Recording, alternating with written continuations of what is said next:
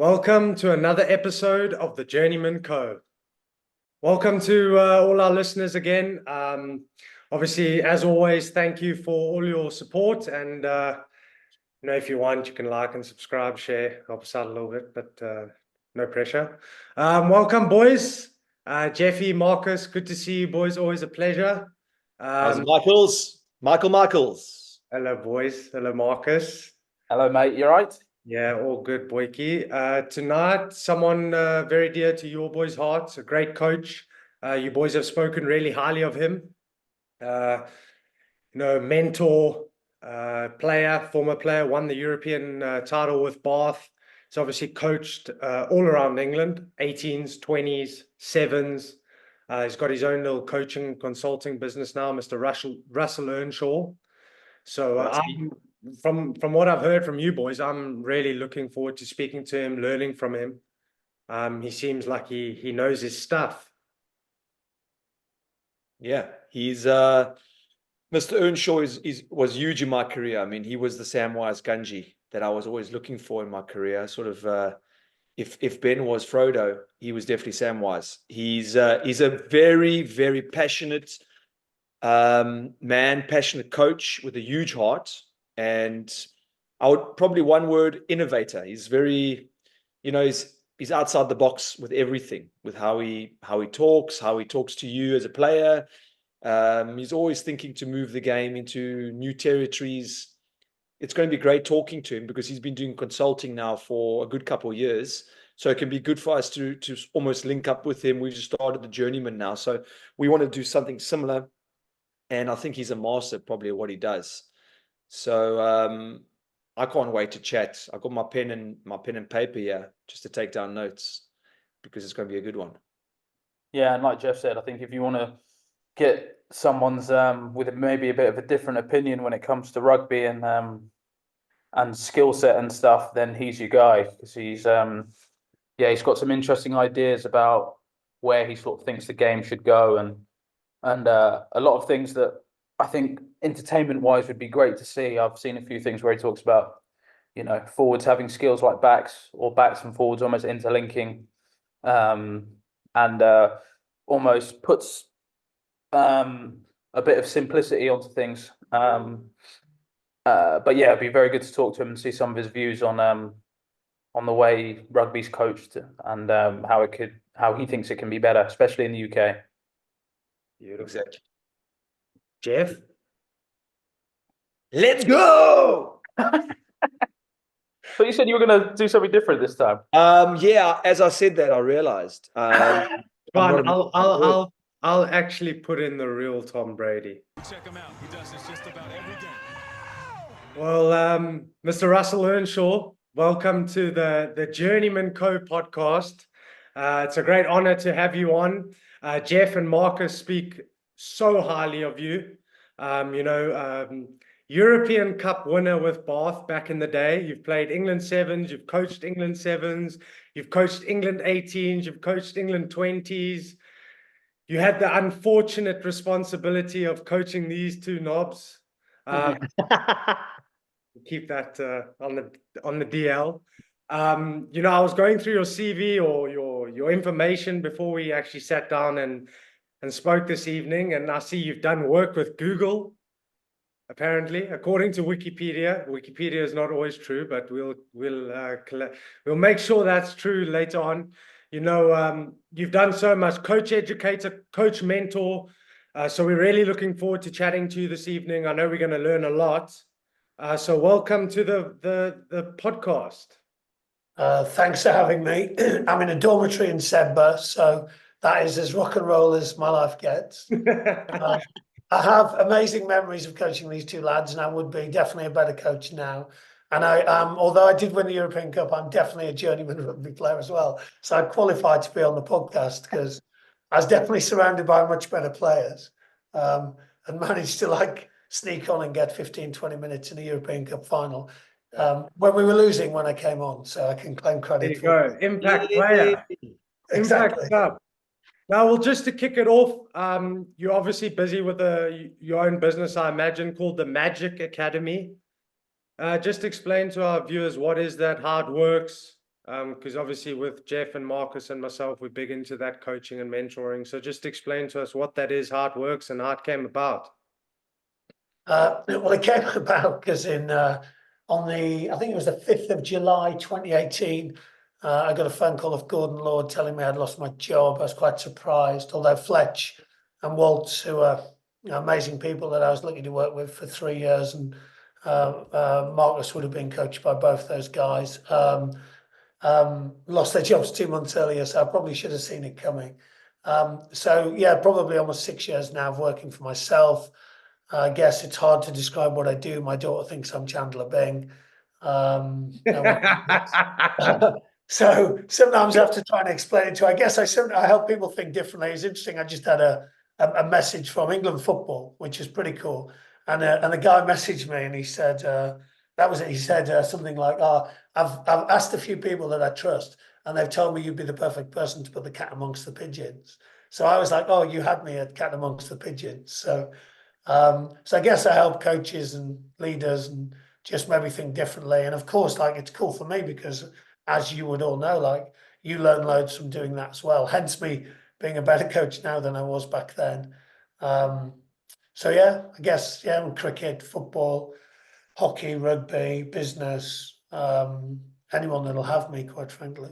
So just to start on that point, you say you help coaches. Do you actually, how does that process like happen? How do you go into, these environments and actually help these coaches? Because from my experience, a lot of coaches think they Know it all. yeah. Well, I guess the good thing for working for yourself is the coaches that think they know it all, they don't come to you. So Right. I don't have to deal with that. So that's quite easy. First is actually when you work for like the RFU, you actually have to go and spend time with coaches who think they know it all. And of course, none of us know it all. So yeah, just different things really. So I was thinking ahead of this, like Clarkie's probably a good example. So Clark Laidlaw was assistant coach in New Zealand Sevens when I was assistant with England, and reached out during COVID. COVID was quite a good time because coaches were kind of connecting at that point. And he just said, "Oh, Rusty, if I send you some games, would you tell us how you would beat us?" And so I did. And then we did a workshop. And I said, "Oh, I'll only do it on condition that if you do it, then everyone who's in the room will agree to do an experiment for a month and not tell the players, and then you'll get feedback on your coaching in a month." And they got really good feedback. So I worked with New Zealand Sevens up until a year or so ago. And then Clarkie's gone to the Hurricanes. So obviously do a bit of stuff with them now, which is pretty cool. Joe Elab used to be my tenant in Bath. Him and Steve Borthwick lived together. Steve hasn't invited me in yet, but Joe, been working with Joe for about 3 or 4 years. Obviously in the top 14 now, although having a tough old season of it this year, but still think that Joe's doing a remarkable job given budget. And yeah, I think so. Yeah, I guess it kind of comes like that.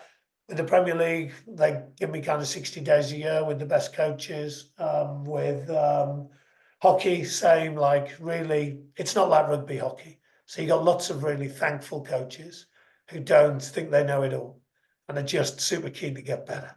Like, it's pretty decent. And because there's no money in it, they all have like 5 jobs. So they're already quite good coaches because they're coaching in so many different contexts, I guess. So a roundabout way of saying there's just lots of ways that it happens. But I do get what you're saying. So I would, there would be some places, and I think Bath's a really good example. You look at what Lee's done at Bath, in the last, 18 months or so.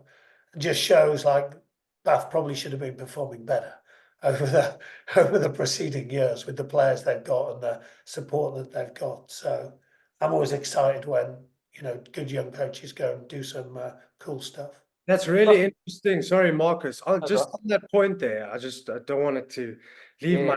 You mentioned that the hockey coaches, you find that they tend to be a lot more open-minded and willing to learn and good with dealing with people. I don't know what you boys think, but in my experience, a lot of the time, the best coaches have been people, and there's exceptions to every rule. It's not always the case, but coaches that have actually had experience in the real world, dealing with people, dealing in business, they tend to have a better grasp of how to handle individuals, handle personalities, and build, environments. Would that be an accurate kind of assessment of that? Are you asking me or are you asking the boys? Anyone? Probably you. You the mentor. Well, look, I think there's a few things in that. I was a teacher, so lots of people there went to Oxbridge and have worked in education and had their lunch cooked for them for the last however many years and missed some real life experiences.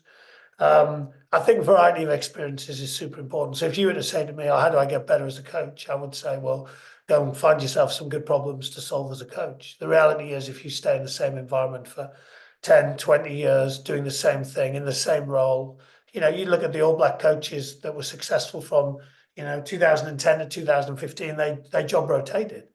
I was really lucky. I got to coach the backs with England 18s and I did defence and attack, and so I learned lots. Some people are just doing the same stuff they've been doing for years, aren't they? So I appreciate you nodding, Marcus. What are you thinking of when you're nodding? I was just kind of thinking on exactly what you were saying in terms of in terms of the question that Mike asked, but it's more that the way you were describing it, I was like, I can see the egos in rugby that comes to players and coaches, and how potentially those walls aren't quite as big in a sport like hockey. That's something that I've completely guessed. I don't know if that's necessarily true. And then my question was actually going to be, because you said you worked in some Premiership football as well. Yep. And what's that like in comparison to the two? Because my perception would be that the egos might even be even bigger. Yeah, so I'll just come back to something you said earlier. I think like taking a step back from all of this, like I think there's a broader question around not just coaches, but like who do you want to be as a human being? Like what do you measure yourself on? So I was reminded of this of seeing Ali Crossdale in London once, and he's a great lad, Ali, and obviously doing well over in Perpignan, and still stay in touch with him. And like just seeing him run across the street to give me a hug, I was like buzzing from that. So I would be like measuring myself on hugs on 5 years' time, but also like, what do you think coaching is? So I think it's like helping people help themselves. And that's completely different to like, I'm like this expert, and yeah, the ego stuff can get trapped up a little bit in that as well. From a football point of view, Danny Newcombe came from hockey and is running a lot of Premier League programs at the moment that are having huge impact. And I think that kind of different perspective. So, we do coaching craft, we do match day coaching, we do challenging conversations. For the challenging conversations, we bring in actors and actresses and we play them out, we video them and we practice, quite frankly. Again, not enough coaches are practicing. So my experience of Premier League is that, and especially on ECAS, like you've just got coaches that want to get better. Like genuinely want to get better. And I think one of the challenges of football is that you are locked in your own academy. It's kind of, especially if you're in London where it's quite competitive, it's probably hard to share that much with others. So what I see in lots of coaches is just appreciate the opportunity to get out of there, get off the hamster wheel, take a few steps back, share with others, learn off others, and they'll co-coach with others. On the match day coaching one, you'll be in a coaching team, you'll be given a couple of teams and we'll play some tournaments over 2 days. We'll video you or mic you. We'll bring in experts to help you get better on your match day coaching. So I've got nothing but like really good stuff to say, to be honest. But again, got to understand that the coaches that I'm working with are the ones that want to get better. Yeah, it's really refreshing just what you're saying there about Ali Crossdale and you just remembering that and that being really important to you. And that's the first thing you've mentioned in terms of like an individual that you've coached. And it's what we were talking about on the last podcast was I like put the point across to the boys that the best sign for me of a coach that's a good coach and really well liked is if the non-23 like them as well. I can't remember. Yeah, I can't remember who we spoke about, but we spoke about someone together on the last podcast, and I was just thinking, I was like, if people who aren't playing still like the coach, it's not just a sign of a good coach; it's a sign of a good person as well. Nick White. Yeah. Oh, yeah. There you go, Nick Nick White White. with because we had Nizam Khan last, and he's not playing at the moment, but he spoke so highly of him, and it's just something that like I've been involved in a few teams before, and that non-23 can be pretty poisonous. And the scary thing to think of with this is that interacting with the non-23 is a performance conversation. Because if the non-23 train well, guess what? Like the 23 or the 15 need to train well. So I was at I watched a team run the other day. I've watched the same team do team run for the last two weeks because we were doing work with the Premier League where they are. And I think the non-23 were running at about 4 out of 10. So the starters only have to be 5 out of 10. And of course, the coaches are generally interacting with the starters. So if you looked at where they were stood and who they were interacting with, it was like, so it was the wrong way around. I actually had a few years ago with Peely at Sarries, he said, oh, well, like, what have you noticed? I said, well, again, like you spend most of your time with the starters. Like the reality is your non-starters coach your starters. Like, and I do like, I get that, you know, some coaches might think, well, I've only got a finite amount of time. I need to spend it with the players that are about to play at the weekend. But that might be a poor decision. And yeah, and I understand it's very difficult because, like you said, it's easy. The easy thing I imagine for a coach is the first thing you see is that's a 23 that's going to win the whole squad the game or the Premiership or whatever. But it's more like I just find it interesting if a coach gets a feel almost of how much attention should be paid to that sort of non-23 group, because I've been in some clubs where it's been pretty good and some clubs where it's been up and down. And I understand it's a hard position to keep everybody happy, which is almost an impossible task. But the closer you get to that, the stronger the connection for the whole team is going to be. Which coach was your best non-23 coach? I like Matt. Like it's typical though, because Matt Everard I've played with Evs before, so Evs is almost like a mate first, which to be honest kind of helps in coaching, I think anyway. But to a degree, I suppose. But I liked Evs about it because if I could almost sap to him a little bit, and then also he would come up with good sessions to keep the non-23 engaged and like you said, one thing definitely is that he put, I reckon, just as much attention into the non-23 as the starters, if not more, because he was doing that extra session.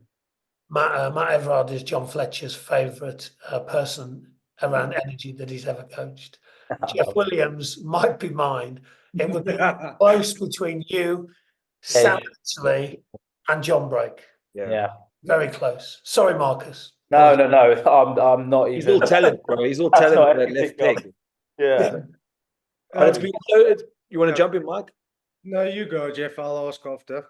No, for me personally, just starting my coaching career with Belgium now, having all this information and having you as a mentor has been great. I mean, you were there for the first time, me coming through as a professional rugby player, 2011. How was that? I mean, we've spoken about it, but how was that can you remember first picking me up? And because this is a special one, because I always tell everyone you're like my Samwise Ganji. And I've texted you that many times. I get a heart back or something, but it's true. I'd watch sometimes Lord of the Ring. I'd be like, my hell, this is Rusty's like my Samwise. He always had my back. He always been the guy in the dark, almost carrying the load.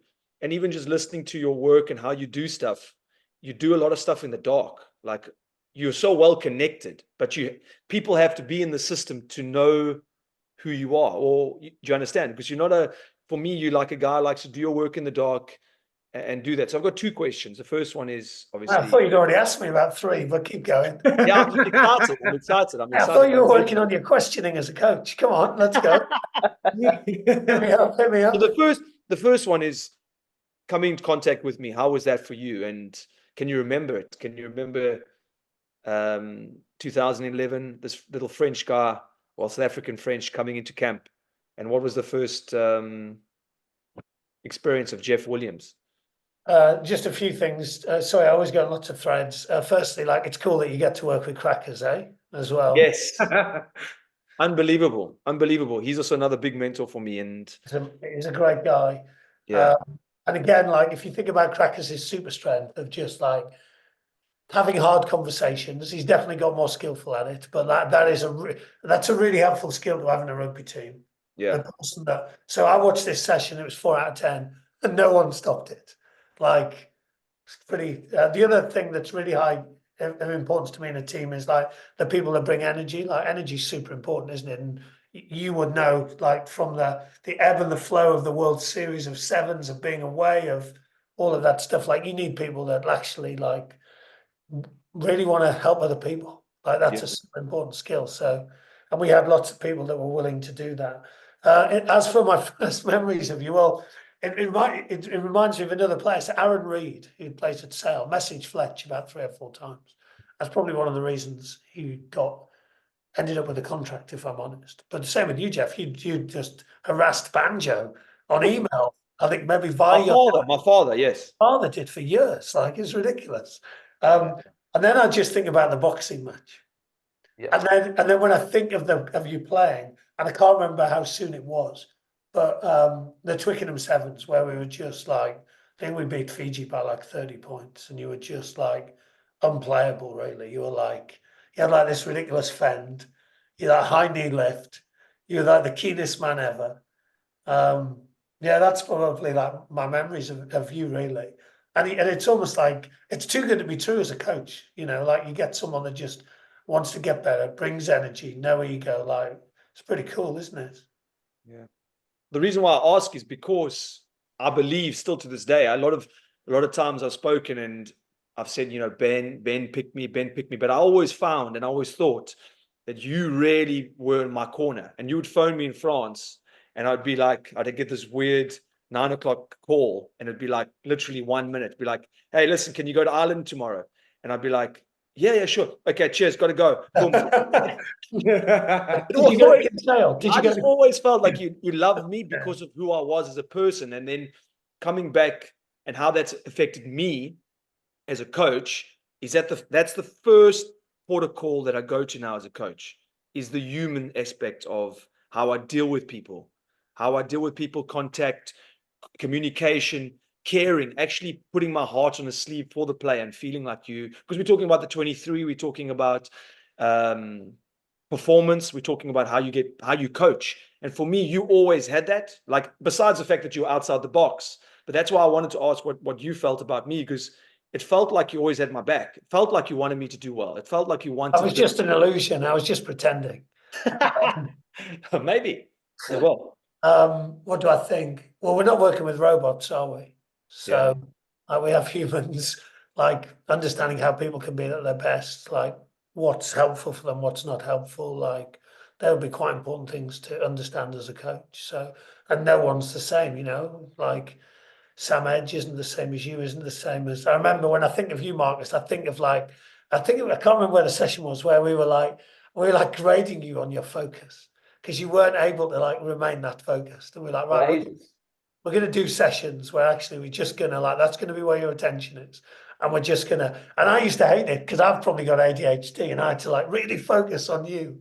And it was a good challenge for me as well. Because again, you would, as I know Jeff flippantly said, like, he's all talent, but like your skill set was ridiculous. Like your best moments, you weren't quite as elusive to understand as Matt Turner, but I'm sure you would. There's bits where you would love to go, oh, if I could have just done that like 20% more in a game, then 100%. It's interesting you mentioned about the focus thing, because obviously you grow up as you get old, like you just grow up as a person. But I remember I've had that focus from like as in my whole life when it comes to schoolwork, when it comes to rugby as well, up till I reckon I was about 24. I'm going to say until my last year in sevens, maybe my last year in sevens or second last year in sevens, after a big injury actually, was when I think I was like, something needs to change. But it's interesting you mentioned the focus thing, just because I actually can't remember that. I remember having that at London Irish. So obviously I've had it. It's almost been one of those things that people must have told me, but I remember the one before, and then I've had it a couple of times afterwards, and it's probably just gone over my head, if that makes sense, because I was just kind of like this young kid who was like, I'm fine. Yeah, I guess. And then what do I think of with you on the pitch? I just think of you like probably you and when you put like yourself and Turner together, then it's quite hard to defend, isn't it? Like because if you take your eyes off one, then and the other one's gonna like do some damage to you. Outside break.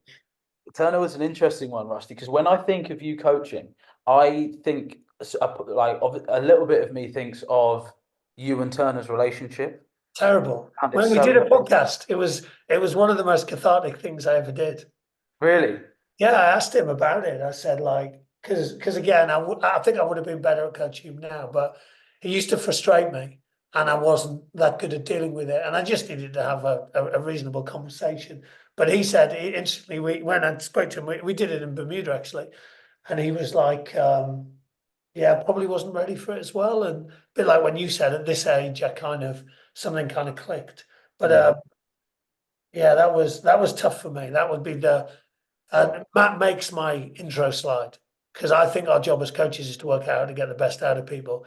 And it took me 10 years to work out how to get the best out of Matt. And 10 years is a ridiculous long time. It's quite embarrassing, really. No, Russ, no. on that point of like getting the best out of people. So we'll stay on Jeff as a topic here. Jeff's just obviously been announced Belgium Sevens coach. You as a coach educator, if you had to go and assess Jeff and help him improve, what would be your process? How would you go about helping Jeff go from a 8 out of 10 coach to a 9 out of 10 or a 5 out of 10 coach to a 7 out of 10? What is kind of your process in helping those coaches develop? Just writing some notes. You said two words that just wouldn't speak to me. One is assess. The second one is process. So neither of those things, I wouldn't want it to feel like it was assessment. I definitely wouldn't have a process, but I might have some options. I guess my instant kind of thought is, yeah, we just want to hang out with Jeff and watch him coach and be on the pitch with him and see what his strengths are and then go, what's going to give us our biggest bang for buck, really. So, and then that's what we do. So with New Zealand Sevens, we spent a large amount of time on ownership. So actually how can players own the game much more? We spent a lot of time on co-coaching. How would the coaches work together more effectively? We spent a lot of time on how do we stretch individuals to so yeah, we would probably have some themes. My sense is I haven't seen Jeff coach yet, but and when you start out coaching, we all pretty much focused on the practice design. So where are we putting the cones? Is it 2 yards wide or is it this size? What's the scoring system? And then I think we start to then work out how we can coach individuals within that. So for me, noticing skills, the same as they are with players, you're noticing skills of what stuff am I going to look for? What am I going to ignore? And clearly that's linked to where you stand. So all the different sports give me slightly different perspectives on this. Football coaches are often feeders. Hockey coaches are often in umpiring positions. Defense coaches are behind defenses. Yet if we all agree that scanning is the most important thing in defense, they're probably stood in the wrong place. More often than not, of course, different places to stand is important, thinking about why am I standing where I'm standing. So my sense is that I would probably want to help Jeff a bit with his coach behavior stuff and his skill and his craft. That's quite common. You'd have some good practices, Jeff. They would get really excited, but it might be you might be missing opportunities to coach individuals or combinations within that. So yeah, I haven't seen him coach, so I can't answer the question. I guess It was just as an example, and on that, how in your experience, how much can a coach actually improve from getting, someone like you in? Because surely there's a degree of innate ability. Like Bill Belichick is Bill Belichick because of upbringing, what he was exposed to as a youngster growing up. Is it possible to take someone, let's say, who's really keen about coaching, but is potentially if we had to grade it, a 5 out of 10 coach, is it possible with mentoring and education to make him a 9 out of 10 coach? Or is there some degree of you just have it or you don't? Does that make sense? yeah, it makes sense. What do I think? Yeah, of course, we're all product of our biographies, aren't we? So some of the stuff that's happened to us will be helpful. If you've experienced really good coaching, it's probably quite helpful, isn't it? Mm. And also, like, the contrast with poor coaching is probably quite helpful for you to be able to go, okay, that worked, but that didn't. Those will clearly have impact.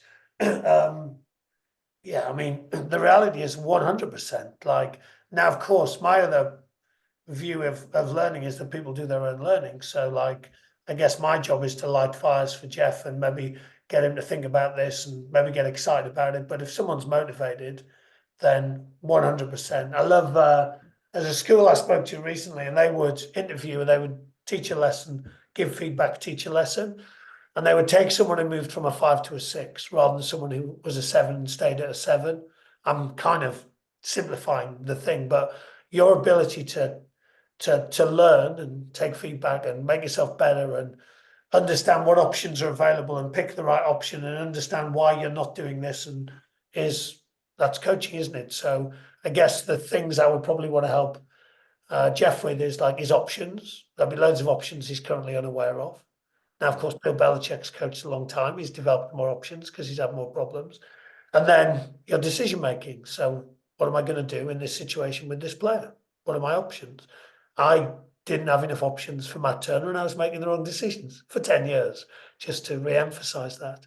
And for other players, I was probably better at, I was better suited to those players.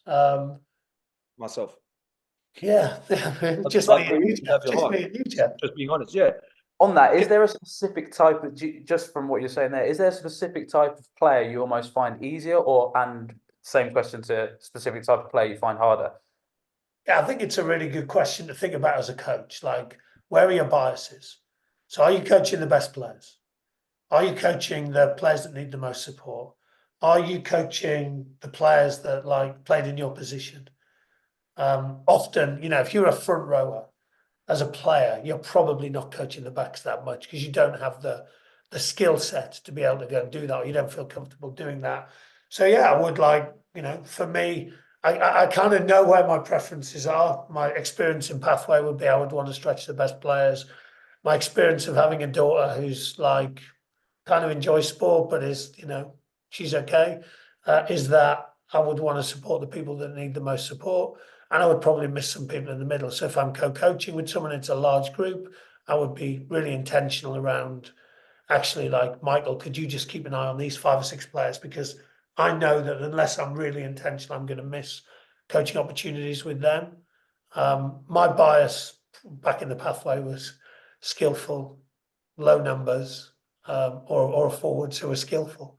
I wasn't that fussed about the front 5, to be honest, unless they were really skillful, like Joe Hayes, who was good at kicking and got quite excited about that. We get the team going forward, thank you. None of you of their skills without us. I know that. I know that. No, obviously. But I find that really interesting, Russ. And you obviously understand you don't like the words assess and process and things like that. Reason. But you obviously have a rugby background, okay? And according to Wikipedia, you've gone into Google. So I imagine you work with business people as well. What is kind of then your philosophy around, I imagine it's trying to improve people, whether it be 1%, 5%, 10%. Would that be fair to say? Yeah, I guess like, and same as rugby, really, like everything starts with awareness. So probably like, can't get better at something if you don't know like what it is. So probably helping people with their awareness and probably some of their biases and preferences, and yeah, then delving into things like, what is leadership to them? Like, what's their impact on that? What's their footprint on the people that they're leading? Probably, would involve some kind of feedback. Lots of businesses at the moment, like working hard on things like coaching. So obviously that translates pretty well. Also like having hard conversations. So again, like that translates pretty well. We're doing a lot of that stuff. I use a bit of spotlight stuff for self-awareness and just help people with their preferences. So yeah, like again, it's not that dissimilar really. You are essentially leading a team or you're part of a team and you got to work with other human beings. And I guess the same in the other sports. I'm not an expert in football, although I know that first touch is really important. Or hockey, where first touch is also important. But all the same things exist, like, you know, off the ball, how are we coaching people off the ball? What are we doing on a match day coaching? How are we helping people like deal with pressure? How do we develop skill? How do we develop combinations? How do we develop anticipation? How do we develop deception? Because it's probably like just been playing rugby out there with the kids today, and it's not that helpful for you to look where your pass is going. But again, we should have been practicing that more, shouldn't we? Because we just don't want to give the defenders the cues that they want to see. So all of those things exist in all those sports, and I guess, yeah, just that the stuff seems to translate quite well. What are you finding are like the things? What are you finding are the things that you really are being asked to help with? Are they like tangible things, or are they more intangible, like how to communicate, how to treat someone? Across like the different spheres of what you're doing, what are the common themes that are popping up that people really need, you know, to improve and need your assistance with? Self-awareness, being part of a team and forming teams that are effective, creativity, thinking differently about things like problem solving, challenging conversations, coaching. Yeah, probably some of the stuff you mentioned there as well around communication, probably being better listeners on average. Yeah, it's just different in every environment, quite frankly. It's not like, but I guess those are some of the themes that I would encounter. So all this is, sorry, Jeff, one sec. you Just go, so yeah. I can see that Michael wants me to like put this in a box, and I'm really Yeah. apologizing that I can't put it in a box. No, you don't. Honestly, it's really interesting. I'm just trying to like, you know, you don't have to put it in a box at all. Like, Well, you threw in the line out, like you would have had different way, you know, there would be, even just throwing into a line out, like people have slightly different needs, don't they, around that? well, I mean, like coaching, like Jeff and I talk about coaches all the time. You know, we follow the American coaches, Bill Belichick, Phil Jackson. We were talking about Mike Tomlin. And the common theme with all of them is that none of them are the same. Yeah. Coaching, it's like so gray. You know, there's certain traits that I'll ask you about later, but there's so many ways to skin this cat. And there's so many ways to get the best out of your people. And it's just about finding the most effective. So I might have stolen this from Razor, but be yourself with skill. So like, be yourself. I'm not going to ask Jeff to behave differently or Marcus to be different to someone else, but like, but add some skills. So you got more options, so you can help you can make better decisions. I like I that. guess that goes back to my question, Russ, about how much can someone actually improve? Loads. Same as players. It's Yeah. exactly the same. But More let's skills, more tools. It's simple. Yeah. Yeah, and of course, like same as with players. Well, which players get better? Well, the ones that are highly motivated and want to get better, and they feel like the environment's getting the best out of them, and they feel like they're supported. And if something goes wrong, they'll be caught by someone. Like, Yeah. so it's exactly the same in all these other worlds. Like, I guess we're working with this business at the moment, Blue Square, and they're incredible. Like, so we did like the thing that differentiates, you know, improvement for businesses for me is what they do in between the episodes. So we might see them once, you know, 6 weeks or something, but the fact that they just go away and they do stuff and it has like, it's mind blowing some of the stuff they've done in the first like 6 weeks. And you're like, oh my God, you're going to get better so quickly. Now contrast that with the coach that is doing the same thing all the time, not videoing themselves. So I went to Australia last year and I was like, cool, put your hand up if you've videoed yourself coach once in the last year. It's like a few people. Twice, it's like, well, it's no one at that point. So how are you getting better if you don't have someone or you've got like some footage to look at? Now, of course, who you reflect with is really important as well. Because if you just reflect, you know, me and Marcus work together and just reflect with each other the whole time, then we just have kind of our knowledge to reflect on, really. So I guess that's the benefit of me coming in. And the other reality for me is that I wouldn't want to be too in with someone, because I think it's super important they go away and try stuff and have experiments and work out what works for them. You definitely don't want to create a dependency. So me and Fletcher, lots of our work will go, look, this can only last 6 months, and after 6 months you need to be able to run it yourselves, partly because we think that's a really healthy way of doing it, but also because I would get bored.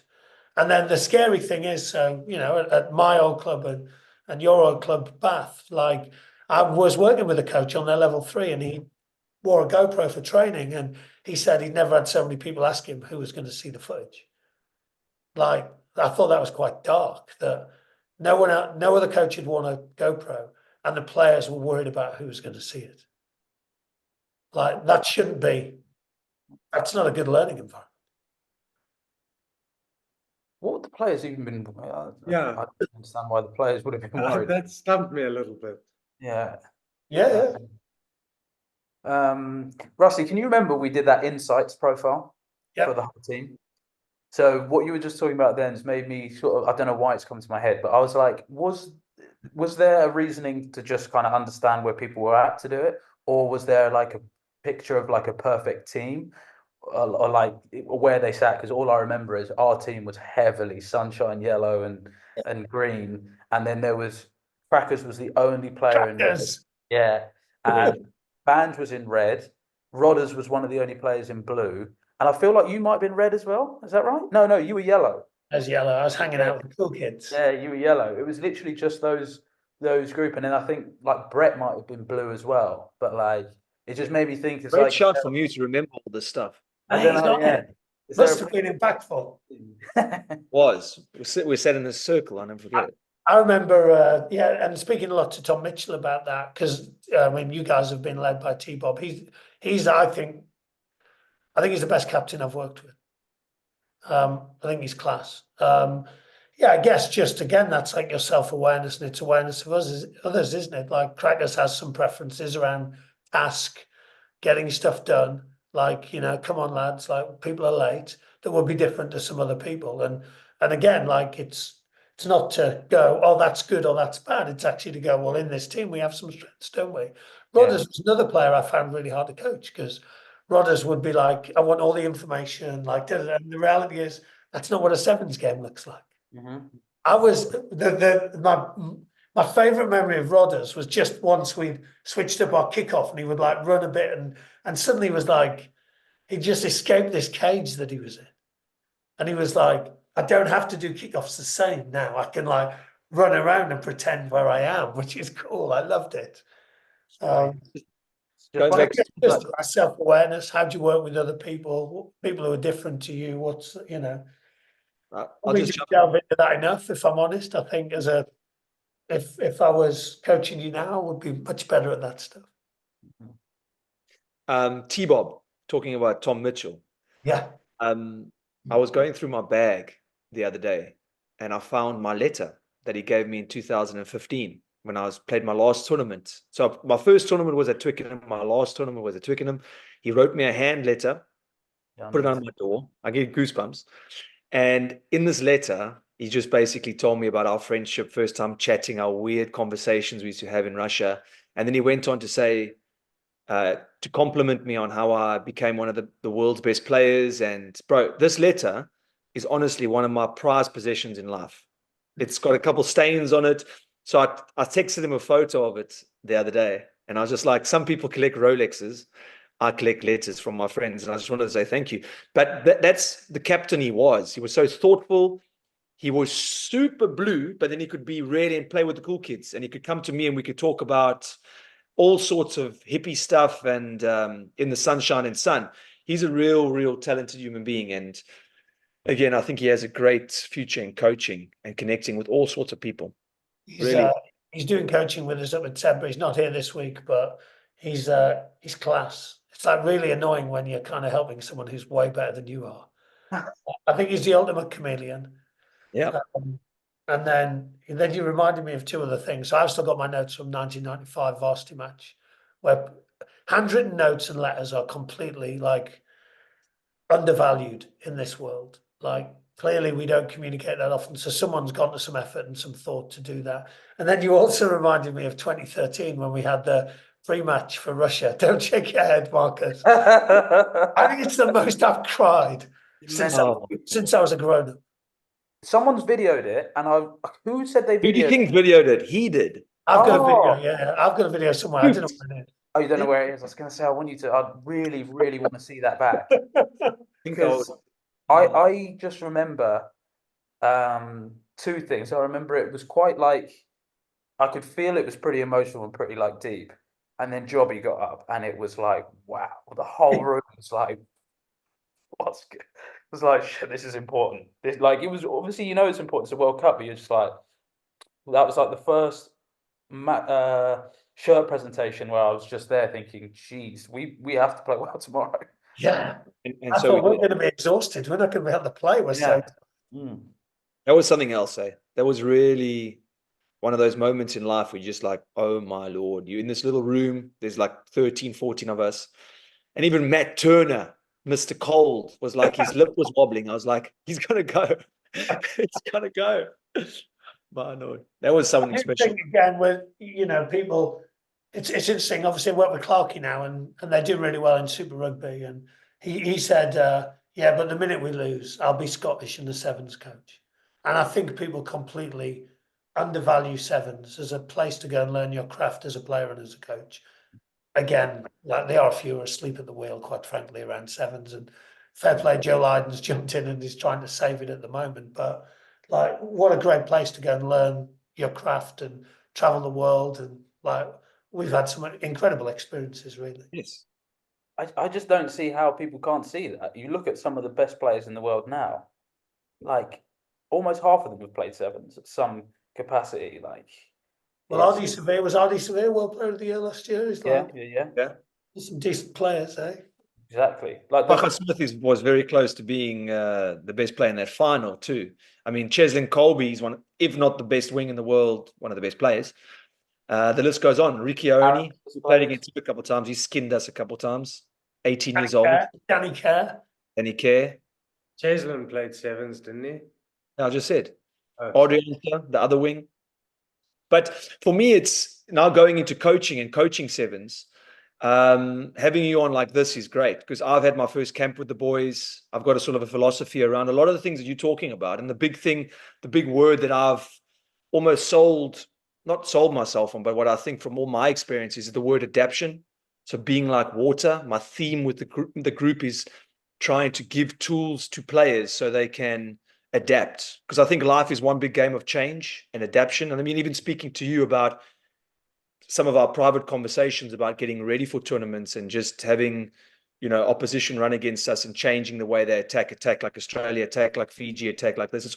For me, this is the biggest thing in coaching is teaching people how to adapt on the fly. And sevens is the biggest thing because of travel, things are changing, lunchtimes, sleeping in the corner, being able to switch it on, switch it off. It's a very unique way of being able to turn on energy and turn off energy and working with a small group, but all the time you're looking to adapt.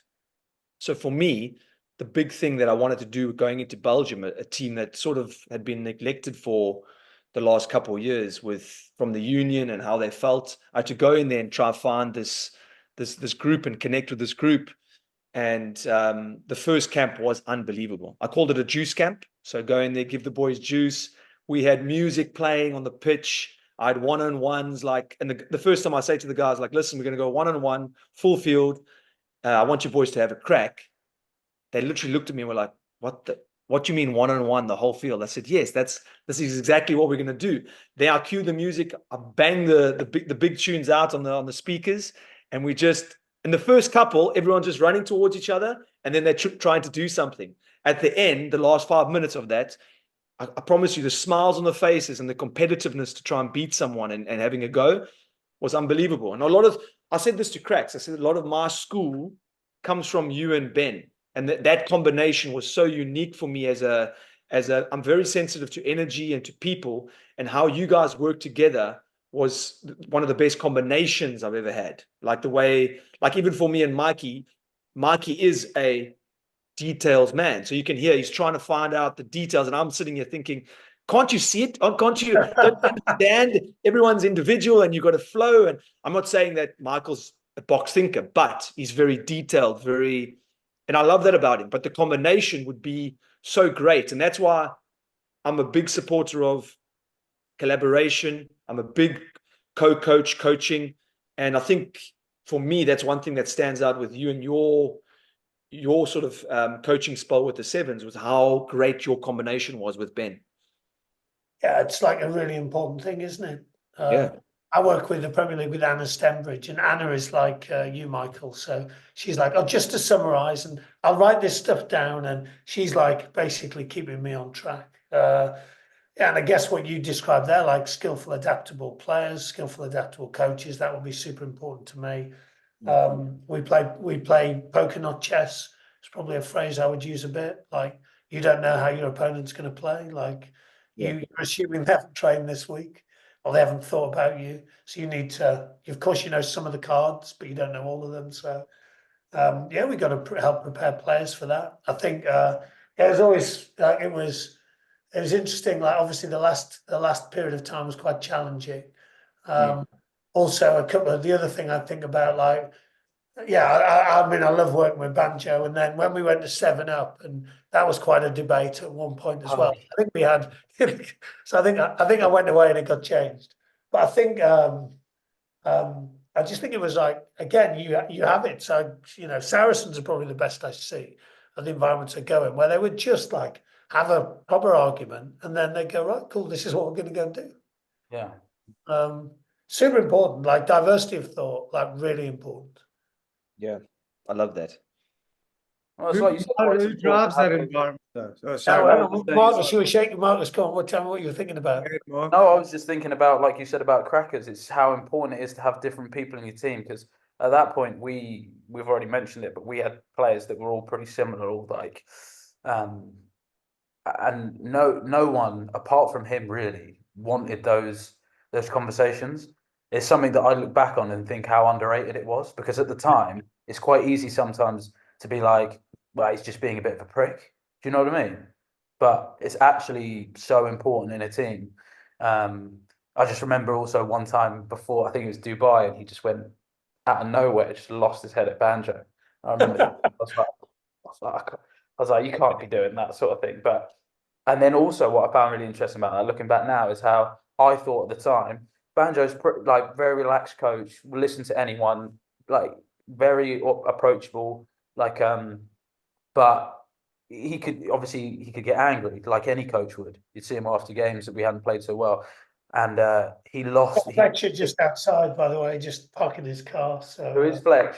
Fletcher's outside parking his car. I might I think you can see that right there. It's for us. That's the best coach I know. Look at him. I think he his car back down. I think he still might be my favourite one I've had as well, actually, to be fair. He's the best there is. There Yeah. he is. Look at him. Wearing his gilet, closing his Living the dream. But no, just like and I thought Ben was going to go mental at crackers, and he did. But then, like an hour later, they were just talking normally, and I'm assuming Banjo's taken him to the side, and they've just had a little chat and kind of aired it out. And I always think that Banjo probably, and yourself, probably knew the importance he actually really had in the team. I love Crackers. Mm. I love him. Like, and I'm sure he's a bit softer now. He's a dad, but he's yeah, it's just a good human thing. I played loads with him. Got to coach him. Yeah, the people that kind of hold the mirror up. Sometimes you don't want the mirror held up to you, and but of course he's like doing it with really good intent. And my experience as well is like, to be fair to Crackers, like he would take that back. So if you went, no, Crackers, that's bang out of order, he'd go, yeah, sorry, like my bad. Yeah, I can actually give an example of that one, to be fair. I remember it quite well. Really, what? I had just kind of, I think it was my second year, third year, whatever, and I'd played a little bit and we didn't really have like a leadership group or anything, but me talking wouldn't have been something that I saw as awkward, or do you know what I mean, when you're young? So I remember in training, I started talking once. We split into teams. Our team was losing, and I had Crackers and Mitch on my team. And I started speaking, and Crackers just stopped me and just goes, He goes something like, "Shut up, you're not the captain."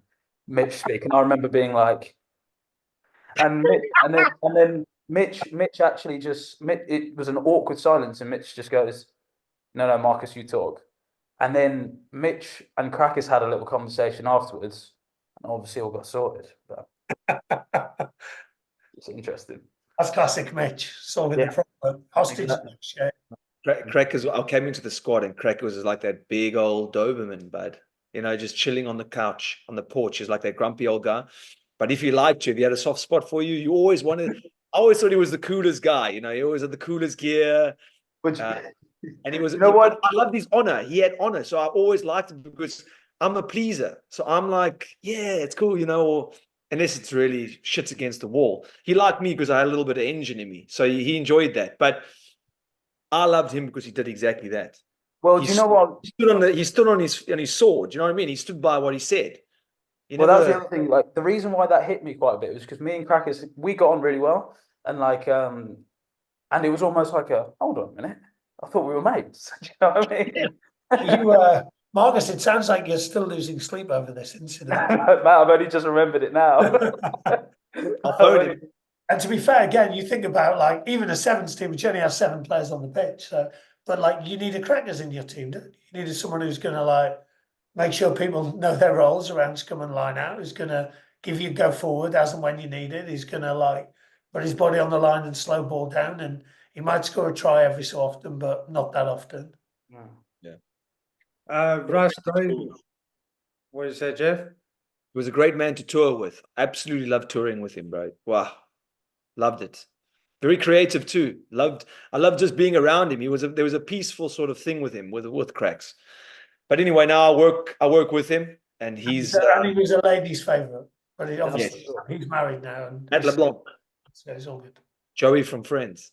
Yeah, go for friends. Just going back to like the coaching bit, you mentioned you were in the Sarries environment. Obviously, we know they have won every trophy you can win just about. And you mentioned that they had a very truthful environment. Like you got to say what you got to say, and then you get on with it. Who did you find drove that? Was that the players, or is it the kind of the coach that creates that environment that enables those boys to do it? Because I tell you why, is Jeff and Marcus. Now I'm a massive Lakers fan. And just behind Kobe Bryant, my second favorite player is Magic Johnson. And Magic Johnson famously took over as coach of the Lakers in the early 90s when they were struggling. And he was quoted as saying, one of the reporters asked him, I mean, Magic Johnson's probably one of the greatest point guards ever to play basketball. And the reporter asked him, do you think you'll be a great coach? And now we know from experience, it doesn't always translate where a great player becomes a great coach. And vice versa. But he was quoted as saying, you know, it doesn't matter what I can be, it's the players that will either make me great or lousy.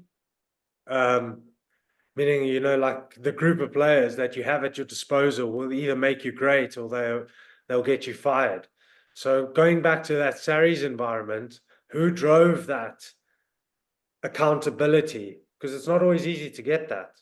Yeah, I mean, probably a couple of stories, and then what I noticed. I had a friend who joined, and they have a WhatsApp group with no banter on it, and he put banter on it, and no one ever responded. And the second one was the last time I was in, 2 players, and I won't mention the players. In one meeting, they overruled the head coach on some first phase attack stuff. Rightly said, look, I think actually this, and coach went, cool, awesome. And then another one, they said, actually, when we play this team, they don't play. So I asked the analysts to get up some different clips to the ones they got up. Both of them like really good interventions from players. And if I'm honest, that's not that common. So we got lots of places, and that's not common. Shout out to Gary at Forest Green Rovers, who his players run all the meetings because he broke his foot, and so he was struggling to. So and then he plans the sessions with them, and then they make them better. And like it's how I think it should be, really, to be honest. But anyway, so yeah, so the no banter and then two players running it as like be really typical. And then the third story, I'm going to add another story. Is I had a mate who's at another Premiership club, and he's working with the 18s at another Premiership club.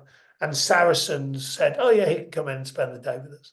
And he said to me, "Is it weird, Rusty, that I felt like I belonged at Saracens more in 10 minutes than I have in a year at this other club?" And again, just how people greet you, how they welcome you, you know. And then probably a fourth story. I'm going to do a fourth story. So Joe Lab was at Casper, and he's now Oyonnax, and again arranged for Joe to go in. And Casper were playing Saracens in Europe that year, and they were like, "Yeah, of course he can come in." That generally, my sense as well is that if you go in there, you will be asked more questions than you ask them. So they will be, "Oh, what have you noticed? What have you know? Anything you would do to make that bit better? You know, any other ways you've thought about this?" So they are, as a group of coaches, and you know, Shawsey and Peely and the rest of the coaching group, JT, and they got some really, really good coaches who genuinely just want to get better. So that's helpful. And again, if you see coaches modeling that, it's probably quite motivational towards players as well, I would imagine. You know, it's probably not that motivating if your coach is doing the same old thing that has annoyed you for the last 2 years and they continue to do it despite feedback. So, yeah, I appreciate you laughing there, Michael. I'm definitely curious as to what you're thinking of. But yeah, that's just what I would notice about the environment, and I love going there. The last time I went as well, they had after training like an ice cream van, and like everyone just kind of sat around and had ice creams and probably chatted for about 60 to 90 minutes. And I think the reality is if you put into the schedule 90-minute meeting, people wouldn't be that excited about it. But actually to like review the session, chat code, like connect a little bit more after training around over a 99 flake was pretty again, that's just really rare, isn't it? Well, like you say, it's rare. Okay, like Russ, a few of us have been to a few rugby clubs now in our time, and I've seen really good environments, and I've seen not so good environments. And in my opinion, it's not that hard to do what Saris do. Yeah, no. And people, I feel like people in the game, a lot of the time, just don't seem to grasp very simple concepts about building cultures that are successful or that breed success. And it's so simple. Honesty, communication, create an environment where people want to work hard, create an environment where people want to be at every day. I mean, you know, I was at Wasps under Lee Blackett, who I thought was an incredible man manager. Yes, obviously everyone has their flaws, but I did not want to leave Wasps when it got to 5 o'clock in the afternoon, and I couldn't wait to get back. You know, I've been at rugby clubs where you just like, oh, I don't know how I'm going to get through the day. And it comes from how the people build an environment, and that's, in my opinion, not that hard to get right. Honesty, communication, integrity, hard work, being open and transparent with your boys. But you see, Mark, this is where it is extremely hard. I agree. Because it's extremely hard because humans have a big thing called ego. And when you put in charge of this club, like I'm saying, as a head coach, your name's everywhere, you're in the news everywhere. I agree with you to say I disagree. I don't think it's hard, but I'll listen to you. I think, well, look, for me, obviously, I'm in the school of thought of pushing human interaction and coaching humans in the way of dealing with humans. So you can do it in business, you can do it in sport. It's how you deal with people, right? That's the act of coaching. What are you actually going to teach someone like a George Ford? Your job as the head coach is actually to build an environment where you can go have a 95p flake or something like that. But for me, the problem is it's when you got coaches XYZ. You can name, I'm sure, a couple in Premiership rugby in top 14. It becomes their show. It's their names on the tin. And unfortunately, like most, you can look at history. When you've got that power in your hands, what you're going to do with it? And you only Yeah. know when you Let's not I get understand let's what not you're get saying. on the politics as well now, but I kind of see what you're saying there, Jeff. yeah, And pressure pressure. and judgment in the press and poor leadership from above that's putting pressure on you around stuff that's completely unachievable. Yeah, I think like, and again, how we recruit. So, like, we don't recruit properly in rugby. We don't. It's not a meritocracy. The best coaches. So, John Fletcher's the best coach I know. Like, it's when a job comes up, people aren't going, "Oh, let's get John Fletcher in." No one's saying that because they think he's a kids coach. He's the best. I mean, Marcus, you could be a like on his CV, you could be a reference, couldn't you? Definitely, for sure. And so it's not like the recruitment process is so flawed. And again, we look at people who, I had a terrible boss. He's the worst leader I've ever had, Dean Ryan, and goes away and gets a job straight away. Like that's ridiculous. But it doesn't work properly. It's not an open and transparent recruitment process. It's for players as well. Like it works both ways. I find it crazy in rugby. Actually, it's like I'm obviously not going to be naming names, but I've seen some things where I'm like, I can't see how that makes any sense to anything we're trying to do. Yeah. Like I just don't get it. Yeah, in terms of they've signed players that you go, well, we're going to play this way, and you've just signed Danny Cipriani, who doesn't want to play this way. That's a bit weird. 100%. Like I've seen it so many times before, and like you have one season where the coach is turning around saying we're going to start playing a real conservative box kicking type of game, and then the next thing we sign. I'll give an example actually. So one of my good friends at this club, Sam Hidalgo Klein, he's a great rugby player, like great rugby player, and he's trained unbelievably well.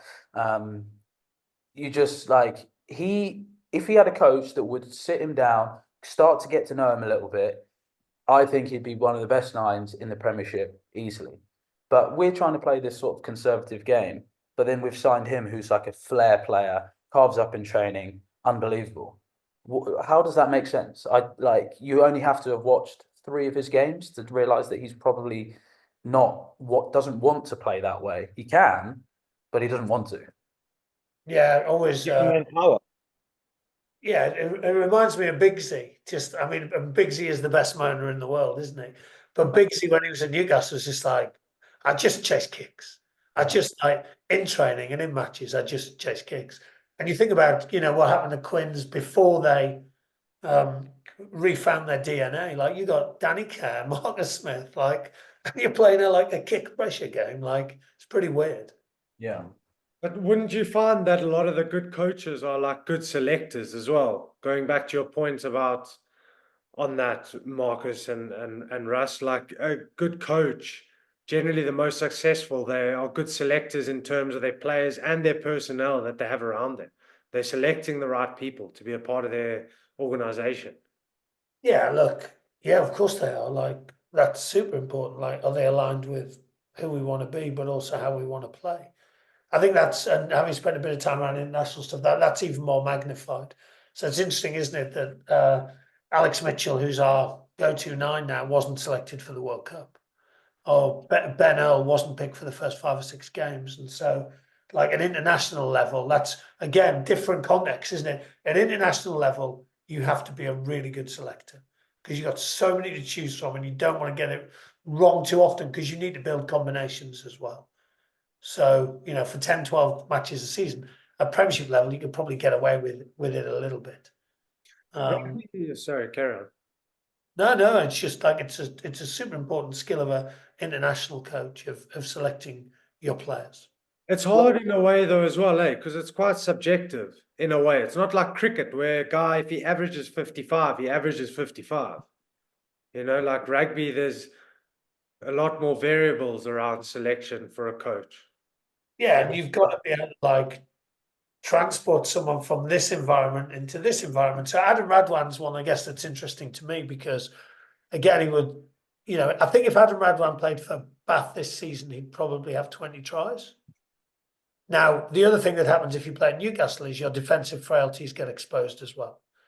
So we become aware of the stuff you can't do a little bit more than the stuff you can do. Now, I'm not saying Adam Radwan should play for England, but you've then got to go, okay, this guy who's playing at Newcastle, at bottom of the league and doesn't get many chances, Take it easy, Russ. I've got to compare it with, Joe Cocker-Singer, who's playing at Bath and is like, there's just, and again, we've got so many good players. That's that's the hard bit. Yeah. Well, I wanted to actually ask you about that because you mentioned, okay, England does have incredible quality. Okay. Why, in your opinion, then have they? I mean, they did outperform expectations at the World Cup. I personally did think they would click just because they had too much experience. But what is the school rugby like? Because you do deal with a lot of schoolboy rugby players. What's the schoolboy rugby like at the moment? Are really good players coming through the system? Because for me and Jeff coming through South Africa, schoolboy rugby is massive. We get 15, 20,000 people at games sometimes.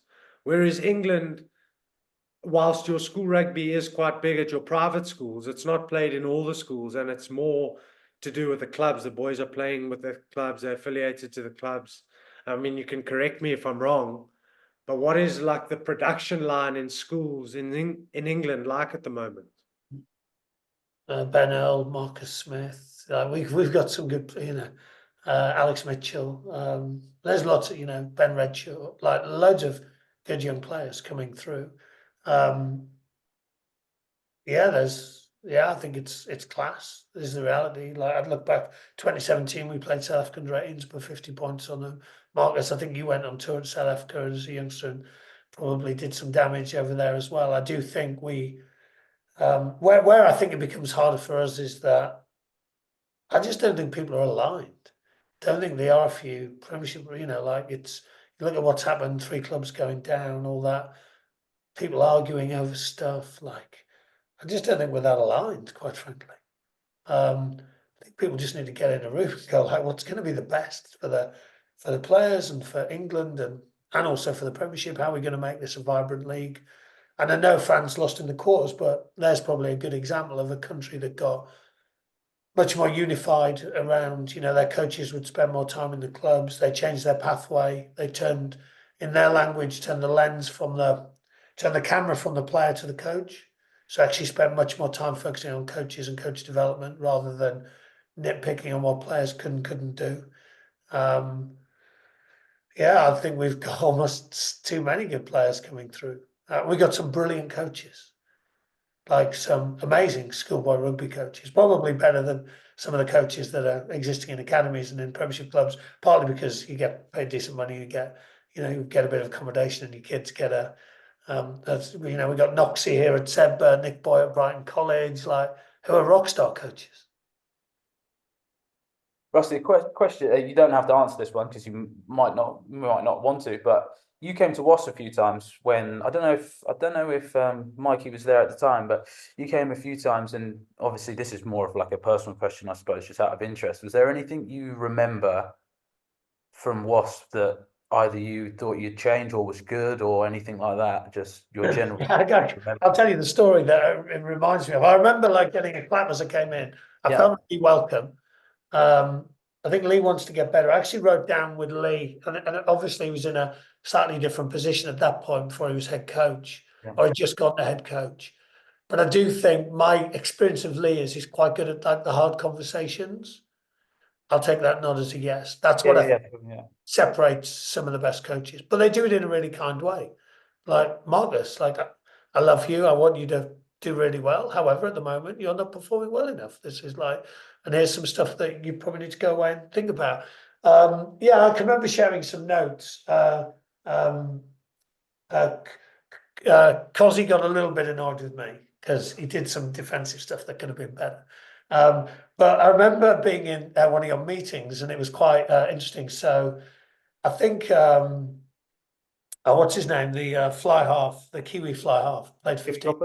Jimmy Gotworth. So Jimmy Gotworth had missed 2 tackles. I don't know if you remember. He missed 2 tackles in the game and it had gone up on the screen. And then what had happened, so I was in the backs meeting because there's way more fun than the forwards meetings. Sorry, Michael. And the backs were basically just blaming the forwards. But of course, we have these two separate meetings, don't we? So like, I was like, so I said to Lee, like about half an hour later, I'm just going to ask the forwards if any of the backs have spoken to them, because otherwise they've just had this separate meeting that's completely pointless. And of course, like when I started asking the forwards, they had no idea of what had gone on in the backs meeting. But then Jimmy Gopworth he touched someone with his hand in touch, having missed 2 tackles in the game, like really like a fingertip.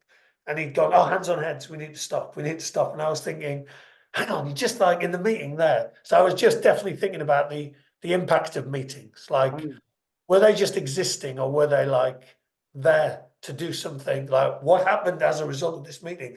Because no one went and spoke to the forwards. And actually, someone missed 2 tackles and then went outside and was quite happy to touch someone with 1 finger and claim it was a tackle. And then that then reminds me of when Marcus would spend a lot of time in forwards meetings, because where you stand as a fly half, you probably need to understand like what's going on in the line out. So being in a understanding line out is helpful. And my old boss, Dean Ryan, who's so like traditional around this stuff, would go, just send him out of the meeting. What are you doing in the forwards meeting? Get out. Thought this is pretty weird moment. And one of the things we're really mindful of with the Hurricanes is if we do have separate meetings, like, or we're doing separate session, then actually, you know, for the last 10 minutes, cool, who are the 3 forwards we need to send across to the backs and why? Like when we did the kickoff stuff, like which 3 backs could we bring into this meeting that would need to understand the kickoffs a bit better? So that was something that definitely was like in my mind from that one. Yeah. Why did you ask the question? What were you thinking? More interesting, just to see if there was anything that maybe I'd thought of that was so glaringly What obvious. stuff did you think of? I've still got my notes so we can compare them. Yeah, well, to be honest, nothing that really comes to mind. It was more if you'd said something that I thought, oh, maybe I thought that before. Nothing that springs to mind, especially because at that time, like you said, that Lee had just become, I think Lee had just become head Just coach. become head coach. Really interesting. I reckon that was one of the freest times we had at Wasps. Yeah, Pressure was just released. it was like, and not necessarily saying that Di brought that pressure on, but it was just more of a case of like, we kind of just felt like, yeah, like you said, there was a bit of a pressure release, and then it was more onus on the players all of a sudden. Yeah. We had a meeting straight afterwards, and it was just kind of like, what do we want from this season? And everyone just said, to be honest, we want to fucking throw the ball around and enjoy ourselves. And then the next thing, you know, I think our standards around defence could have been better. It's probably a better way of me putting it. Like you had some rock stars in attack, and like played some beautiful rugby and scored some great tries during that period. One of the things I think Lee told me was that one of the biggest predictors of you scoring was a pass off a forward, because obviously people don't expect that, because forwards don't pass. Michael, how many times you kicked the ball in a game? Kick. Yeah.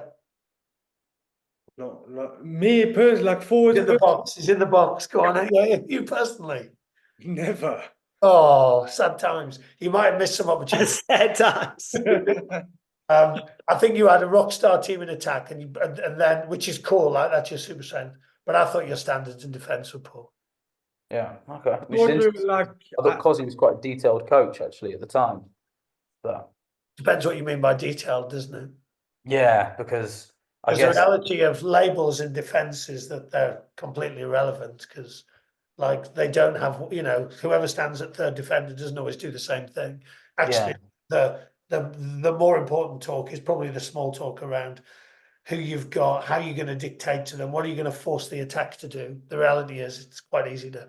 Well, that's just reminded me of one thing there, actually, Rusty, as well, where one thing I do find with coaching is in teams where you've got some rock stars in your team. I guess it's quite obvious which team I'm talking about right now with what we just mentioned, but you've got some big name players on big money. There's a lot of disparity between some of the players, and the way coach, and you have to a certain level, but the way coaches treat some of the bigger players to the squad players, to the academy players, is so interesting in terms of how the accountability that they put on the individual. Say someone misses one tackle, that gets brought up 7 times in one day. A couple of the rock stars maybe miss a tackle. You might not see any of that at all. And Two things. One is Jeff's now going to run a binge use camp for his next gym session. And I had this conversation with TJ Perenara. He actually shared this with the group. So at Hurricanes, he just said, I'm pretty fed up of coaches not holding me to account or trying to coach me and actually like imposing stuff on other players that were just doing the same stuff as me. Thought that's a pretty cool thing to share. Like quality, like it's such a smart thing to do. You get respect from everybody involved, and then the team almost feels in somewhat connected, and then you can also happily call people out. But yeah, you or not call people out, but you can say like someone maybe who's not played as much might say that to a coach, being like, "Well, hold on a minute, like where's the balance in that?" And obviously, there's a certain level that's probably not right to do, but it's just something I've found almost everywhere I've been. To be honest, there's been a couple of places where do you know who's really good at that? Actually, is Sevens coach Kitty McRae here. He's pretty good at he's all about. I realise I work well with coaches that are performance based rather than result based, and he's very much performance based. Nice, that's cool. Yeah, I mean, I think it was a really helpful thing for TJ to share with the group. That's Yeah, really no, cool. that's That's interesting. really cool. I think just jumping on that too, is this a philosophy around, we're talking a lot of stuff, but I just always dreamed of the coaches would be just take away my fear, like give me the freedom to make mistakes and not, and I believe that now going into the next chapter of my career as coaching is how do I take away a player's fear, a young boy, a old player, veteran, where is your fear, and where can I help you take away that so you can then play with this freedom of, it's not freedom of doing what you want, it's making the right decisions, but you're not hampered by 20 different things. And I think a lot of the time when we talk about coaches, especially when the pump's on, they become very fearful and they project a lot of what they're feeling onto players, especially unproven guys, because they know what they get from Ant Watson, or in my case, Jonathan Joseph, and 90% of the time he's he's doing great things. But when it was me, I felt myself only putting myself into 3 or 4 fights and getting 3 wins, and I as soon as I did something good, I was like, okay, my day's done. I'm closing up shop, and I had a great game. I didn't have that mentality of chasing and trying to do more and trying to be in the game. You're competing. It's like a game of, do you actually know what the objective of this game is, what you're trying to do here? Or is it just trying to have a good game so you have your contract and you can say that you're part of this team? So for me, that was an interesting feeling when I left the 15s game, coming from 7s, where I didn't have that fear. I never had fear to perform or to express myself. I was almost like, when I was on the pitch, it was like, I wasn't above myself, but I was just in the moment. I was competing, I wasn't thinking about, okay, it's enough for me. This is fine. This is whatever. So it's an interesting thing that I feel is my responsibility coming in now to the next phase is how do I get better at doing that? How do I get better at taking away fear? How do I get better at doing? I mean, if I was to ask you all to have a think about which, the players and the teams you've been part of, and what percentage of those players were like playing with fear and worried about a contract and worried about if I make a mistake, I might not get picked. Like, how many? I would say 70%. I'd say more. Maybe more. Yeah. Yeah. Michael is the guy that throws in. What percentage? I agree with the boys. I'd say it's a very high percentage. Ridiculous. It's absolutely ridiculous. Like, even to the point where the guys would be like, even when that 30%, they would start being like, fuck, I need to look after my $500,000. This is my little cush. So I'm going to do my stuff right. And is that how much, Jeff? Is that how much you were earning about? $500,000? 30%. I was part of the 70%. I'd put it to a couple of things that the reason why, and I'd say one of them is knowing your players as a coach, knowing what works for them, and like how to speak to them, because sometimes I've seen some coaches, and I'm saying I know somebody quite well, and I've seen the way a coach has tried to get him up for a game, and I'm like, you've got it all wrong, mate. That's not working. And then, like we spoke about, the culture, and if there is that, and not meaning culture just run by the staff, that's run by that 20% maybe that don't have any fear, because they can try and help those other boys as well. Yes. And That's like TJ, what he's doing there. Yeah, He's yeah, got the exactly. 20%, and he's saying that to the coaches and opening up and being vulnerable. Well, that's a great leader because he knows he needs the other people. Because I know for a fact when you've seen someone getting badly treated, even if you're in the 30% that are safe for international players, you still lose a little bit of, like, you look at that and you think, fuck, they treated the guy like that. They cut him. They chewed him out. Yeah, sure, I'm sweet, but that just makes you, it's human Yeah. nature. You just look after the four walls. It doesn't even have to happen to you. You just have to see it happen. Yeah, Yes. exactly. Yeah. Well, the third thing for me is letting the players have a responsibility or an idea of how they want to play the game, and give them the responsibility that you go out, play the way you want to play.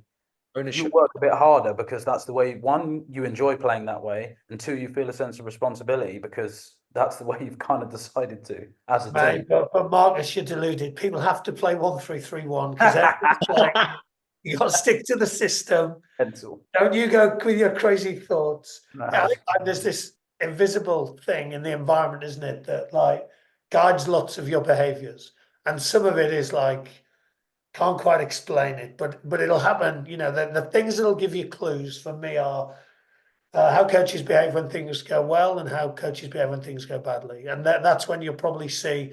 You might hear these words, and then you'll see actions. The reality is, like, this gap is the bit. This is the bit that really frustrates me. Is like when someone will go, explain this is how I do things, and then there's just this ginormous gap, like this complete lack of self-awareness. Oh yeah, I'm really like powering the players, and we're playing to their strengths, and yeah, cool. So 1-3-3-1. Like, tell me how you got to that point. What was, which other options did you consider? Well, yeah, okay. We're just doing what everyone else is doing. Again, maybe another question for all of you is like, how many players did you see put their head above the parapet, either openly or behind closed doors, who actually went and did something about this? A lot of captains that I've had. Cool, nice. Yeah. What's his name's over at the Hurricanes, who was with you at Wasps? Yeah, Brad Shields. He'd be That's one. very impressive. Joe Launchbury will also be a huge one. Matt Garvey was a Nice. good man. Do you have to be captain to do this? Well, this is the other thing I was just going to say, is that apart from the captains, probably not as many as there should be. Yeah. Of course, but you got $500,000. No, I'm joking. You can't be so rude like that. But you don't want to rock the boat. You can't really. I felt like that. You felt like there was a little bit of like, look, I would love to help you out here, Jeff. I'd love to take a bullet for you, but I just got that mortgage, that new mortgage. Would my brother do that? He did. He did do that. He went in and spoke to no one knows this, but he said to Bath, you can take 50 grand off my contract and give it to Jeff. Tells me one thing, that he was making a lot of money. It's amazing that he was He willing. did. No one knows that. He He didn't tell me either. I was told by someone else. So it's not like he's come to me and said, "Hey, mate." But that's the type of man he was, and That's pretty cool, isn't it, Marcus? That Anthony was willing to work for 10 grand a year. Give 50 of it to Jeff. You mean a month or what? I just need 10. I'll tell you guys a quick story. That's amazing, bro. What I've just heard. Yeah, Well, put that in a reel, bro. That is amazing. And just to answer your question, Russ, like, it's the guys that are worth their salt. A lot of the times they stand up for the boys when no one else sees. Yeah, I agree. That's Brad Shields I didn't know Brad. We chatted because I'd met him at Wasps, but he's super impressive. Yeah, and not only just as leadership, both with words and actions. Actually, he's a double, because he's got a lot of John Brake and Sam Edge about him in terms of he'll run himself into the floor. Oh, really? He's He's addicted. he's PBing in the gym, and he's Yeah, like not he's surprised. like 47. Yeah. I'm gonna send him now. That's another reel. But I was just one last story. So last year I went and obviously I had like a testing trial a couple of years ago with Toulouse, and I got like really close with Clem Poitono, the backs coach. He's like this artistic photographer. He's the backs coach there, and he does the attack. Clement Pocholo, Yeah, after the season, ex-fullback. French flair, bro. Went to the Sharks. So there was a South African connection there, and his missus does yoga, and I bumped into her there, and eventually we got invited over for like a dinner, and they just lost in the final. And he was talking to me about Toulouse and how he likes to use sevens as so all his back strain is it's sevens. It's basically the same as sevens, the rucking, the 2v1s, the 3v2s, and it's just playing and playing with speed. And he spoke to me about positional play and how he wished there wasn't any numbers, and how his players, everyone has to become out the back. Everyone is like they're changing, so it doesn't really matter. And in the final, Dupont asked to play 13, and he said it was the biggest mistake that he didn't, because they're known to change your play. So Dupont will play 12, sometimes you'll play Intermac at 12 or Intermac at 10, and then Dupont changes. Like this last week, Dupont was playing 10. And he said he should have listened to Dupont and started him at 13 because they needed to cover. It was just the way he was talking and asking me questions about himself as a coach. And I went back to the same thing as, I don't know why I said this, but I said, you got to go back to being who you are, the creativity of Clem and the photographer, and using those sort of things, and just listening to him speak about how he takes the coaching and how he doesn't want a number on the guys' backs. My wing must be able to play center, and everyone's irreversible and changeable. And I was just like, it's almost like that Barter way of playing and the way they want to move the ball. And when I was listening to this sort of mind, he's sitting on the couch, so French, and he's sitting there with a fag in his mouth, and he's talking to me with a cigarette in his mouth. I was just like, this could be one of the coolest moments. I was very lucky to be there and listening to him about how he felt post. Their academy doesn't structure stuff till 20. So while not everyone, lots of people, and even at young age groups at a 1-3-3-1 or whatever New Zealand did 3 years ago, they just don't structure, because they want players who are skillful, adaptable, can play multi positions, can understand what are high value positions to stand in, what's my influence on the ball by standing in a slightly different position over here. Like, yeah, my sexy rugby, eh? Momentum. They know how to get it back. They know how to stop it. It's something special when you see them, and how they had like 3 calls, because the Munster was like when they pick and go. So they try to get momentum back into their game by using around the forward. That Cyril Bayer, the offloading, and the big Joe Takori back in the day. It's impressive. They know how to stop momentum so well and how to get it going. It's crazy. And obviously you can see their pack. The front 5 are huge, and then their backs are like just moving sevens players, just boom, boom, boom. It's beautiful to watch. I hear you're available to sign for Toulouse now, Jeff. Hey, 35. Yeah, why not? Russ, just before kind of close it off, we'll definitely have you on again, because I mean, Please. I haven't even covered half of the stuff that's in my box here. You see, I've got a box. The cage. Doesn't like it. We'll definitely get you on again, especially for like shorter segments where we can discuss one topic and get that info out. But I just for me to close, if you could like give, okay, yeah, we go back to the box again. Just for like any coaches, if any young coaches, any aspiring coaches were listening, just if you would say, give them 3 things to chase that are probably the most important for young aspiring coaches, what would they be? Great question. You're only as good as the problems you solve. So go and find environments with different problems to solve. So Jeff going to Belgium is giving him different problems to where he's been before. He's having to work out some stuff. There might be more part-time. There might be that you've got, you don't have speed or whatever it might be. And so you've got to find solutions to that. Noticing skills are the most important skills. So become really good at noticing, like things that are like, yeah, that's a bit weird, or I'm curious why that's just happened. And then probably third thing again, I guess a lot of what we've just get really interested and curious in people, like what makes them tick, how how you can get the best out of them. There wouldn't be many people that have asked me like, how can I get the best out of you, Rusty? John Fletcher definitely did, which was pretty cool. But yeah, that would get curious about how you can get the best out of other people. No, thank you. Boys, you got any questions to close? I think I'm really good, and first of all, thanks, Russ, for coming on. I know we talk a lot anyway. I always come to you with problems or ideas. I'll probably will end like this.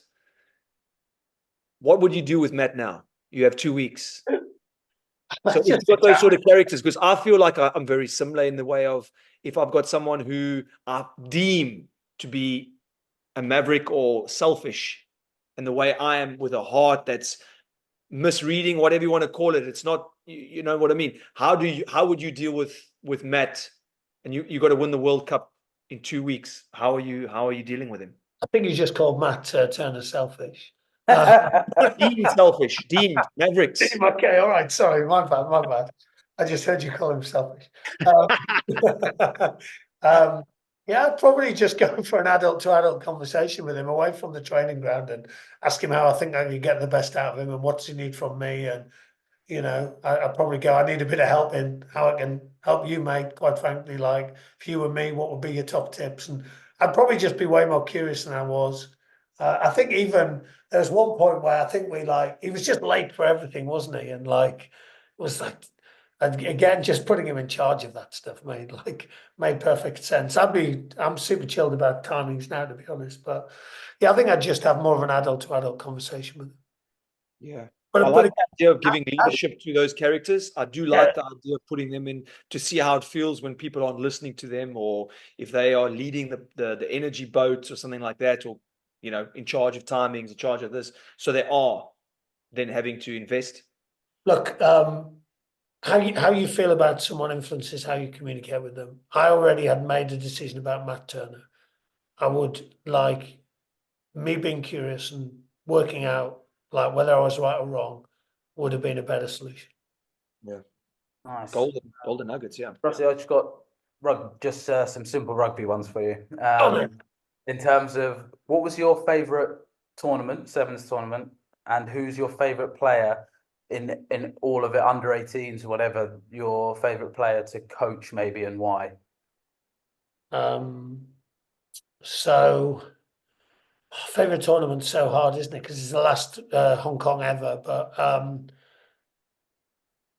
Wellington, I love it. I thought you'd say that. I didn't. Yeah, I think we've had some good success there. I've seen Mike Papata 3 times in the last few months, which is pretty cool. I've still got mates there and stay connected. And obviously, Clarky's there now, so we actually trained on the cake tin, which is pretty cool, and go and spend some time under the posts where we had the photo taken with no one left in the stadium, and also the song "I Don't Know." I just heard it on the radio the other day, so that got me going.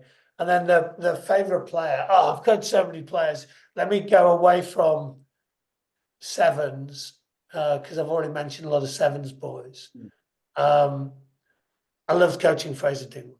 So I've coached some fun players, lots of fun players. But Dingers is the Duke. So at 18, he wouldn't be that. He's not that quick. He's not that physical. But he's just his game understanding and getting him to be like a defender who can dictate. And I love Dingers. He's a class guy, and he'd be up there with Good boy. Yeah, he'd be up there with Tom Mitchell in his ability to communicate with the group and help them. Legend. Thank you, Rusty. Today's been. Thanks, Russ. Thanks for coming on. Thank man. you This so is- much, Russ. You do this every week. I enjoyed it, fellas. Yeah. We're available. Thank you so much. Cheers. Thank you. Cheers, guys. Cheers, Russ. Cheers, Russ.